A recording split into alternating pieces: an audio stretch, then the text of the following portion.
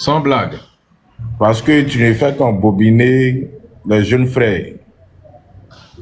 D'accord. Moi et les fameux jeunes frères en question, donne-nous les raisons pour lesquelles on doit être musulman. Je t'écoute. Tu le seras, ne t'inquiète pas. Donne-nous les pourquoi on doit être musulman. Et je vais prier pour ça. D'accord, il faut prier. C'est quand que je vais devenir musulman? Donne-nous une date, comme ça on va savoir. D'ici demain. À quelle heure? En tout cas, dans la journée, tu vas rendre témoignage.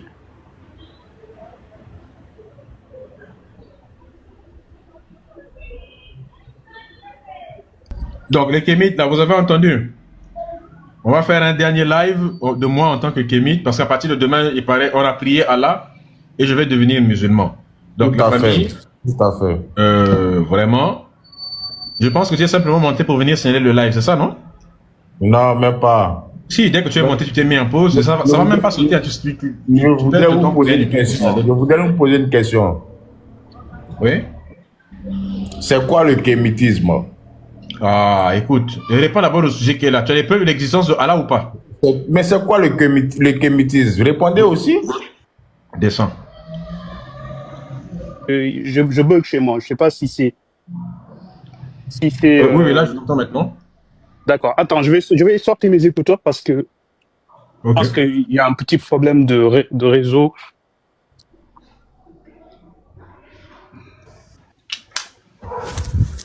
Alors, c'est mieux là? Oui. Alors, moi, je suis musulman. Je t'écoute. Prouve qu'Allah existe. Alors, tu sais, l'avènement de Big Bang a été prouvé scientifiquement. Quoi? L'avènement du Big Bang, l'avènement, genre la création de l'univers a été prouvé scientifiquement, on est d'accord? L'univers n'a pas été créé. La création de l'univers n'a jamais été prouvée scientifiquement. Ok, ah non. Alors, l'univers, en fait, tu comprends que l'univers a eu un début, je veux dire, le début de l'univers. C'est-à-dire que il y a quand même eu une explosion. Il n'y a jamais eu d'explosion. Bah, il y a eu quoi alors, d'après toi? Étant donné, si tu es scientifique, alors il y a eu quoi alors? Parce qu'en fait, pourquoi je te pose cette question-là, donc je pense que tu comprends là où je veux en venir. C'est que avant l'univers, il y a quand même eu une action, c'est-à-dire qu'il y a quand même eu un début, genre quelque chose. Et ce quelque chose-là est la preuve de l'existence d'une puissance supérieure.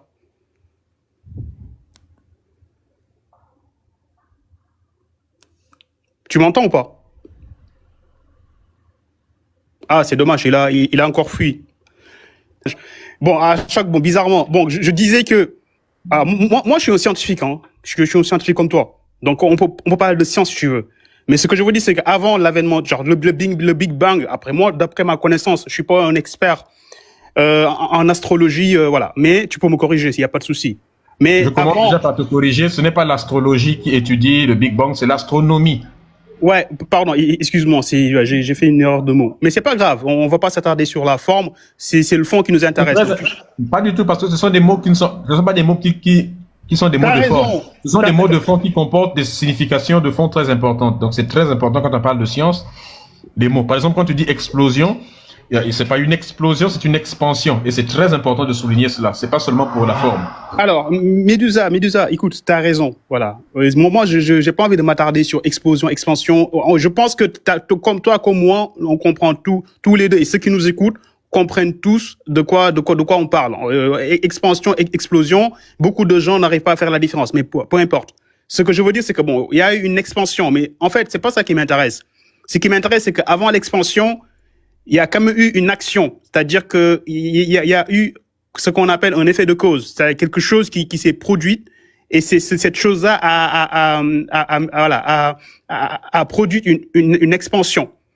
Mais la question c'est qu'est-ce qui s'est passé avant l'action, avant l'expansion? Il y a forcément quelque chose et il y a aussi quelque chose qui a activer l'expansion. En fait, moi, ce que je veux te dire, pour faire simple, c'est que il y a logique, parce que ce que je suis en train de dire, la science n'arrive pas à le prouver. La science n'arrive pas, en fait, à déterminer ce qui a actionné cette expansion. Et c'est ça, en fait, où pour moi, en fait, il y a une action divine, en fait. Il y a un élément suprême qui a actionné ça, en fait. Tu vois ce que je veux dire? Non, c'est faux. C'est pas du tout ça. La science t'explique très bien qu'avant le Big Bang, nous sommes en train d'étudier ce qu'il y avait avant le Big Bang. La religion est toujours en train de chercher s'il y a une zone d'ombre quelque part. Elle est toujours en train de chercher à placer Dieu. Avant, quand on ne savait pas pourquoi il pleuvait, on disait, vu que vous les scientifiques, vous ne savez pas pourquoi il y a la pluie, bah nous les religions, on dit que la pluie c'est à cause de Dieu. Après on a expliqué que, ah zut, c'est pas à cause de Dieu. En fait la pluie, c'est voilà, on a expliqué que c'était des nuages, qui étaient des gouttelettes d'eau, le phénomène de l'évaporation. Ok. On dit, mais à part la Terre, il y a quoi? Bah non, la Terre c'était le centre de l'univers. Et comme vous ne connaissez pas ce qu'il y a après la Terre, vous les scientifiques, nous on dit qu'après la Terre, il y a Dieu. Ah non, on a dit en fait la Terre se trouvait dans des galaxies, ainsi de suite, on est reparti loin. Et d'où vient la Terre? Ça vient de la galaxie. Bah donc, la galaxie a été créée par Dieu. C'est Dieu. Non, ça a été créé par tel phénomène jusqu'à repartir jusqu'au Big Bang. En gros, à chaque fois qu'on ne peut pas expliquer quelque chose, les religieux exploitent cela pour aller placer Dieu. Je t'explique. Le Big Bang n'est pas la création de toute chose. C'est faux. En fait, avant, c'est ce qu'on pensait que le Big Bang pourrait être le début de notre univers. Mais en fait, on se dit, déjà pour dire que le Big Bang, c'est le début de toute chose, il faut d'abord avoir la connaissance de toute chose. Or, il y a des choses qu'on ne connaît pas encore. Il y a des choses qu'on ne sait pas, qu'on a du mal à expliquer. Par exemple, on ne connaît pas encore de quoi est constitué totalement l'univers, on ne connaît pas la matière noire. On sait que près de 80% de l'univers est composé d'une matière, c'est la matière noire, mais on ne la connaît pas. Donc, il faut d'abord qu'on trouve ce que c'est, de quoi elle est constituée. Une fois qu'on sait de quoi est constitué tout l'univers, on peut maintenant commencer à dire si elle est contingente ou pas. C'est-à-dire que si tout ce que l'univers contient peut ne pas avoir existé. Tu vois? Bon, si tu veux supposer que l'univers a été créé, il faut que tu saches d'abord si l'univers est seul ou bien s'il existe d'autres univers. Nous ne connaissons pas tout l'univers, nous ne connaissons qu'une petite partie. C'est ce que les scientifiques appellent l'univers observable, ou connaissable si tu veux. Donc on ne connaît pas tout l'univers. On ne sait pas où sont les frontières de l'univers. Bon, on pense d'ailleurs même à travers la théorie des cordes, que vu qu'il y a plusieurs dimensions d'espace par exemple, des scientifiques supposent qu'il pourrait exister d'autres univers. Donc il se pourrait qu'on soit dans des multivers. Donc quand tu dis c'est Dieu qui a commencé, qui a déclenché le Big Bang, oui, mais le problème c'est qu'à ce moment-là, le Big Bang n'est plus le début de toute chose, mais le Big Bang devient seulement le début de notre univers. Donc il y a plusieurs Big Bang à chaque fois qui représentent les débuts de chaque univers. Donc le Big Bang ne devient plus un acte de création par un Dieu, ça devient seulement un acte normal par lequel un univers apparaît. Donc avant de dire que c'est Dieu qui le fait, tu dois d'abord connaître tous les autres univers, ce que nous ne connaissons pas. Autres, les scientifiques disent qu'il se pourrait également que le Big Bang ne soit qu'une phase transitoire entre un univers d'avant et l'univers d'après. C'est-à-dire qu'il y a Big Bang, expansion de l'univers, puis contraction de l'univers, Big Crunch, là ça implose, et après ça revient jusqu'à une singularité, et puis ça, n'est-ce pas, ça se réexpand encore. Donc le Big Bang serait donc, comme je viens de te dire, la phase transitoire entre un univers d'avant et l'univers d'après. Et donc dans ce contexte, on ne peut pas savoir quand est-ce que cette phase d'expansion et de contraction a commencé. Donc l'univers deviendrait quelque chose d'éternel. C'est-à-dire qu'on ne sait pas où est-ce que ça a commencé, quel est l'événement premier. La première expansion a commencé comment, on ne peut pas le savoir. Donc il y a toujours eu expansion et contraction. L'univers serait donc un élément éternel. Éternel, c'est-à-dire qu'il n'y a pas de début et on ne sait pas aussi la fin de ça, quand est-ce que ça finira. Donc ça veut dire l'être humain ne peut pas réellement affirmer que l'univers a un début. Puisqu'il ne connaît pas cet univers, il ne sait pas si cet univers même n'est qu'un parmi plusieurs univers, et qu'il ne sait pas si cet univers lui-même résulte d'un autre univers qui l'a précédé, et qui est lui-même aussi un univers qui va donner naissance à une autre forme d'univers, ainsi de suite. Tu vois, la religion, en fait, c'est seulement l'art La religion, c'est l'art de ne pas comprendre la complexité des choses et de profiter de la moindre incompréhension pour placer Dieu à l'intérieur. Donc, je viens de te démontrer que ta théorie sur c'est Dieu qui a déclenché le Big Bang, c'est une bêtise. Attends, mais Médusa, alors moi je remets pas en question tout ce que tu as dit, sauf sur un point. Lorsque tu dis que l'univers n'a pas de début, ça c'est totalement faux. La science a justifié que l'univers observable, bien sûr tu as bien mentionné observable, est en expansion depuis environ 13,8 milliards d'années. Donc qu'est-ce que tu entends par début? Il faut qu'on définisse le mot début. Bah en fait, c'est-à-dire que c'est-à-dire que l'univers observable, en fait, bon, là, ils ont mis quand même un nombre d'années sur ce qui est observable, c'est-à-dire 13,8. Non, mais je viens de te l'expliquer. Mais oui. Il y a deux façons de comprendre le mot début. Si par début, tu veux dire que on est passé du non-être à l'être, c'est-à-dire l'univers, parce que beaucoup de religieux pensent que ils se représentent le Big Bang comme étant le passage du néant vers l'existence, du non-être à l'être, de la non-existence à l'existence. Ça pose déjà un nombre grand de problèmes parce que tu ne peux pas, tu peux pas supposer que quelque chose est passé du non-être vers l'être, c'est-à-dire de la non-existence de toute chose à l'existence de quelque chose, puisque la seule tentative déjà de se représenter le néant se solde par l'inexistence du néant. Parce qu'à chaque fois qu'on tente de comprendre le néant ou de se représenter le néant pour pouvoir le penser, le néant cesse d'être le néant parce que le néant n'est néant que si on ne peut pas le représenter. Donc il y a incapacité de saisir le néant. Et si vous dites que c'est Dieu qui a fait passer l'univers du non-être vers l'être, bah c'est faux, puisque pour que Dieu fasse passer quelque chose du non-être à l'être, il faut que Dieu lui-même soit déjà. Et donc si Dieu est, ça veut dire que Dieu fait partie donc de l'être. Donc vous dites que il y a un être qui a fait passer quelque chose du non-être à l'être, ça n'a pas de sens, puisque cet être-là existe déjà, donc on est déjà dans l'être, donc on repart sur l'incapacité de saisir le non-être. Donc ce n'est pas ça, donc les scientifiques te disent que, en fait, il ne faut pas comprendre le début comme le passage donc, du non-être à l'être, il faut comprendre le mot début de l'univers comme étant simplement une période transitoire, c'est-à-dire qu'il y a ce qu'ils appellent le mur de Planck, ce qu'il y avait avant le mur de Planck et ce qu'il y avait après. Avant le mur de Planck, on te dit qu'on sait qu'il y avait des fluctuations quantiques avant. Ce qu'on ne sait pas, c'est est-ce que ça résulte d'un univers qui avait collapse, comme je viens de te dire, qui va repartir ailleurs, ou bien si c'est juste un phénomène et que il y a une soupe quantique dans laquelle se trouvent d'autres multivers. Donc il n'y a pas de début au sens de commencement de toute chose. Ce début-là n'est qu'une phase transitoire. Donc c'est pas un début au sens où on entend début. Voilà pourquoi je dis que les mots ont un sens en science. Tu comprends? Oui, mais je comprends parfaitement ce que tu dis, hein. Mais je suis pas convaincu en fait, malheureusement, parce que pour moi, c'est normal puisque tu es religieux. Non, c'est pas une question. Tu sais que il y a des chirurgiens, des cardiologues qui sont très religieux et qui sont à la fois très scientifiques. C'est pas parce qu'en fait, la vie n'est pas binaire. C'est pas parce qu'on est noir. Quand un cardiologue commence à te donner un diagnostic, ou quand il commence à t'analyser, quand il commence à t'opérer, non mais attends, il laisse sa religion devant la porte du bloc opératoire. Quand il va à l'hôpital, il laisse sa religion devant la porte de l'hôpital. Et quand il a fini, il ramasse sa religion en rentrant à la maison. Non mais attends. C'est que toi, ton problème, c'est que tu confonds foi et science. Le truc, c'est qu'en fait, bien sûr, moi, je suis un scientifique, c'est-à-dire que moi, dans mon travail, j'utilise la science, c'est-à-dire que 1 + 1 = 2. Il n'y a pas de non, c'est-à-dire machin, tu vois. Là, je suis cartésien, tu vois. Mais c'est pas parce que on croit à l'existence d'un Dieu, on croit à l'existence d'une force suprême qu'on est forcément un débile et qu'on peut pas être un scientifique.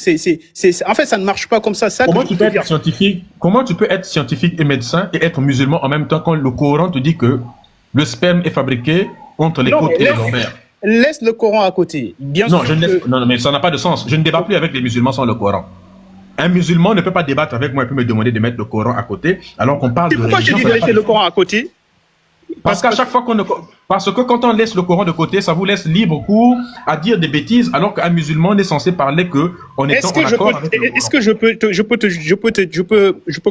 refuse de mettre le Coran à côté. Bah, tu sais pourquoi? Parce que toi, la lecture que tu as du Coran est différente de la lecture que j'ai. Et je peux t'expliquer pourquoi. C'est pas une affaire de lecture. Toi, tu n'as pas le droit de lire le Coran tel que ça te plaît. Si tu me laisses pas. Tu n'as pas le droit de lire le Coran tel que il te plaît. Le Coran, on l'a déjà lu. Un musulman n'a pas le droit de faire des tafsirs du Coran. Il y a déjà des savants qui ont fait des tafsirs. Tu lis les versets du Coran. Si tu ne comprends pas ces versets, Tu vas lire les tafsirs qui ont été faits par des grands savants de l'islam pour comprendre. Et tu suis ce qui est dit dedans. Tu n'as pas le droit, toi, de faire ta propre lecture du Coran. Je n'ai jamais dit ça. Attends, attends. Là, on va mettre les choses au clair. Le problème, c'est que tu parles, mais tu laisses pas les gens parler. Laisse-moi juste. Non, c'est pas que je laisse pas les gens parler. Ça veut dire que je t'empêche de marmailler. C'est ça. Je n'ai pas le temps de faire des phrases inutiles. L'affaire, elle est claire. Moi non plus. On se réfère sur l'état facile. Est-ce que le problème est compliqué? Ouais, mais non, c'est pas compliqué. Le truc, c'est que en fait, lorsque toi, Médusa, un être humain basique, on va dire entre guillemets, lit le Coran. En fait, c'est le Coran qui est écrit par Dieu. Tu peux pas, en fait, parce que Dieu, en fait, Déjà, c'est pas ton Dieu qui l'a écrit. Dieu. Non, mais laisse-moi terminer ma phrase. Pourquoi tu me coupes? À chaque Parce fois que tu viens de dire le Coran est écrit. C'est un débat. Le Coran est écrit par Dieu. Ouais, mais c'est un débat. Mais moi, je t'écoute lorsque tu parles par respect. Laisse-moi finir ma phrase quand même. Si je ne t'écoutais pas, je n'allais pas relever ça. C'est un débat. Mais non, tu me laisses terminer ma phrase et après tu reviens dessus. Je suis désolé. Tu as dit quelque chose qui est faux. Pourquoi je vais te laisser dire quelque chose qui est faux? Tu as dit que le Coran est écrit par Dieu. Est-ce que c'est vrai? Non, mais c'est faux pour toi. Mais si tu me laisses pas finir, comment tu peux comprendre ce que j'ai à dire? Non, c'est pas faux pour moi. Est-ce que c'est Dieu qui a écrit le Coran? Bah, c'est Allah subhanahu wa ta'ala qui a écrit le Coran.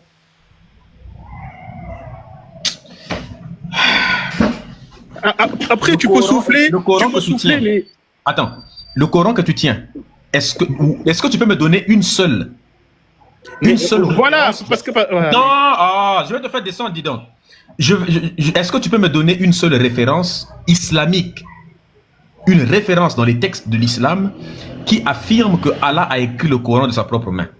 Bon, maintenant, je peux parler ou pas? Parce qu'en islam, on dit que le Coran, c'est Dieu qui a dit à l'ange Gabriel d'aller dire à Mohammed, qui lui-même aussi, Mohammed ne savait pas lire et écrire, qui est parti dire à d'autres personnes. Donc, c'est d'autres personnes qui, eux, savaient lire et écrire, ont écrit le Coran en fonction de ce que Mohammed leur a dit, alors que lui-même, c'est Gabriel qui le lui a dit, et Gabriel lui-même, c'est Allah qui le lui a dit. Médusa, écoute. Non, est-ce que ce que j'ai dit est faux? Est-ce que je peux parler? Est-ce que ce que j'ai dit est faux? Non, alors, tu veux une réponse? Non, c'est pas faux. Est-ce que je peux parler ou pas? Mais non, donc ce qui implique que ce que toi tu as dit est faux. C'est quand même incroyable, quoi. Est-ce que je peux parler ou pas? Ça n'a rien d'incroyable. Réponds à ma question. À chaque fois que tu es bloqué, tu dis, est-ce que tu peux me laisser parler? Non, mais je suis pas bloqué, tu me laisses pas parler. Est-ce que ce que tu as dit est vrai ou c'est faux, compte tenu de ce que je viens de dire? Moi, ce que j'ai dit est vrai, mais si tu me laisses pas parler, comment tu peux comprendre ce que j'ai dit? Donne-moi la preuve que c'est Allah qui a écrit le Coran. Ok, merci, laisse-moi parler enfin. Ah, mais c'est pas parce qu'en fait tu fais de la guerre verbale que tu vas convaincre des scientifiques comme moi. Hein. Donc soit tu me laisses parler, on discute calmement. Depuis que tu es monté, tu as fait au moins 14 erreurs scientifiques. Je te l'ai corrigé devant tout le monde, tu dis que tu es scientifique. De quelle science tu parles? Après, vous allez rebondir. Parce que vous prenez la science. Fermez d'abord le micro, c'est pas croyable en fait. Il faut arrêter avec ça. Depuis que tu es monté, tu ne fais que parler. Je ne parle pas, je te laisse parler. Bon, maintenant que je commence à intervenir, je te dis échangeant, tu te demandes de te laisser. C'est pas une prédication. J'ai même pas fini ce que je voulais poser comme la bonne. Ne finis pas d'abord. Tu as déjà dit suffisamment de choses auxquelles je voudrais revenir sur ça. Ici, là, quand on discute, on va pas à pas. Ne sois pas pressé. Si tu as du temps, je ne vais jamais t'empêcher de parler. Mais à condition qu'on échange. C'est un échange. Les gens sont pas là pour écouter. On y va. Ok, petit à petit. D'accord? Tu dis que la science se trompe tout le temps, n'est-ce pas? Elle s'est trompée plusieurs fois. Ok. Est-ce que le Coran s'est déjà trompé une seule fois? Jamais. Donc, ça veut dire que tout ce que dit le Coran est vrai et rien de ce que dit le Coran ne peut être faux. Tout est vrai. Tout est vrai dans le Coran? Tout, 100%. Ok. Maintenant, moi, je vais revenons dans votre science d'abord. Dans votre science, là. Revenons dans votre science. Parce que c'est avec la science, c'est-à-dire que vous utilisez la science pour combattre l'islam. Revenons dans votre science. Il faut te calmer d'abord. Toi aussi. Dans la sourate 65, verset 12, Allah dit qu'il y a 7 cieux et puis 7 terres. Est-ce que tu es d'accord avec Allah quand il dit ça? Bien évidemment. D'accord. Est-ce que tu peux me dire les 7 terres là se trouvent où? Parce que tu les sauras avec le développement de votre science. Je vais t'expliquer. Laisse-moi finir. Laisse-moi finir. Moi, je veux d'abord qu'on revienne sur... Non, on ne revient pas. Non, parce que vous prenez la science comme étant la référence. Vous comprenez? Vous prenez la science comme étant une référence. La science n'est pas une référence. Réponds à la question que j'ai posée.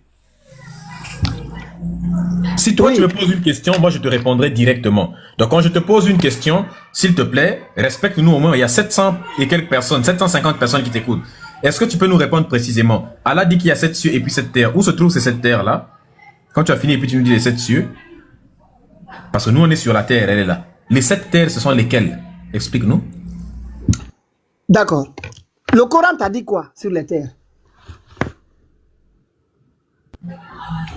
Qu'il existe Parce que vous êtes des gens qui maîtrisent le Coran. Le Coran t'a dit quoi sur ces terres-là? Le Coran t'a dit quoi? Il a dit quoi, c'est-à-dire? Tu dis que le Coran dit Allah, dit à cette terre, etc. Le Coran t'a dit quoi? Qu'il y a 7 cieux et puis 7 terres. Maintenant, tu veux discuter ça pourquoi? Parce que c'est faux, il n'y a pas 7 terres. Où sont les 7 terres? Maintenant, qu'est-ce qui te le prouve? Qu'est-ce qui te le prouve? Où est ta preuve que ça n'existe pas? Où est ta preuve? On ne peut pas prouver. La preuve que ça n'existe pas, c'est une question débile. Il y a un principe de logique qu'on appelle le rasoir de Hitchens qui dit qu'on ne peut pas prouver l'inexistence d'une chose. On ne peut prouver que l'existence de quelque chose. Si moi je dis que Patiaka, écoute-moi, si moi je dis que Patiaka est un voleur, c'est une accusation grave. C'est une, hein? Pitaka, pardon. Pitaka. Si je dis que Pitaka est un voleur, c'est une accusation grave qui porte atteinte à ta dignité. Maintenant, n'est-ce pas? À ta dignité. Maintenant, si Pitaka dit non, je ne suis pas voleur. Je vais dire, Pitaka, qu'est-ce qui prouve que tu n'es pas voleur? Prouve-moi que tu n'es pas voleur. Non, c'est pas à moi de prouver en justice, c'est pas à moi de prouver que je suis pas voleur, c'est à vous de prouver que je suis voleur. Exactement. C'est comme ça que ça se passe. Anna, s'il vous plaît. Autrement dit, c'est celui qui... Vous ne connaissez pas le droit ou pas? Tu sais pourquoi? Le droit, c'est à l'accusation de prouver, hein. C'est pas à moi. Exactement. C'est pas à moi de prouver mon innocence, c'est à vous de prouver ma culpabilité. Maintenant, tu sais pourquoi on a mis cette règle-là? Retournez à la fac, allez étudier un peu pour comprendre ça. Mais c'est exactement ce que je viens de t'expliquer, c'est pas possible. Non, c'est pas ce que vous nous dites. Vous dites c'est à moi de prouver que je suis pas voleur. C'est pas à moi de prouver que je suis pas voleur. C'est à vous de prouver ma culpabilité. Exactement, c'est exactement. Voilà, c'est ce que je veux prouver. Pas de prouver, c'est à vous. C'est ça exactement que je veux prouver, justement. Mais c'est pas ce que vous avez dit, vos phrases, alors retournez, alors reprenez votre phrase. Faut reformuler la phrase. Reformulez votre phrase. Je voulais que tu réagisses comme tu viens de réagir. Non, reformulez la phrase que c'est pas moi. Reprenez-vous, parce que là, vous avez fait une faute, là. Pitaka, dites que c'est pas à moi de prouver que je suis innocent. C'est à vous de prouver que je suis coupable. Dites ça, après on continue. C'est ce que je voulais que tu dises. Et c'est bien que tu aies dit ça. En fait, j'ai dit cette histoire-là, j'ai pris cet exemple pour que tu réagisses en disant, parce que je t'ai dit, c'est toi qui dois démontrer que tu n'es pas... Tu ne maîtrises pas le droit. Oh, mais dis donc, écoute, non. Tu ne maîtrises pas le droit. Tu me dis, c'est à moi de prouver mon innocence. Non, c'est à toi de prouver ma culpabilité. C'est pas possible, il parle trop. Écoute. Parce que ça fait des jours où on vous écoute parfois. C'est-à-dire, moi, je vais rester sur la vérité scientifique. Parce que vous avez érigé cette vérité scientifique comme étant la vérité absolue. Pour l'amour de Allah, écoute. Moi, je vais te prouver déjà. Parce que vous utilisez la science pour combattre. Je vais le faire descendre bientôt. Tu parles trop. Vous avez peur de l'échange. Dès que vous avez quelqu'un qui peut vous envoyer sur les cordes, là, vous commencez à vous paniquer. Je te demande simplement de te calmer. Tu parles trop. Tu n'as pas compris ce qu'on essaie de t'expliquer. Oh. Tout ce que je te demande, c'est qu'on n'est pas pressé. On n'est pas pressé. Il y a 700 personnes, 800 personnes presque qui nous écoutent. Doucement, parlons doucement. Personne n'est pressé. Je n'ai pas l'intention de te censurer, de te donner la parole. Échangeons doucement. Tu donnes des arguments. Quand je t'explique quelque chose, essaie de comprendre ce que j'ai dit. Parce que toi, quand tu parles, j'essaie de comprendre. Si je ne me donnais pas l'effort de comprendre ce que tu dis, je n'allais pas te faire des bonnes réponses.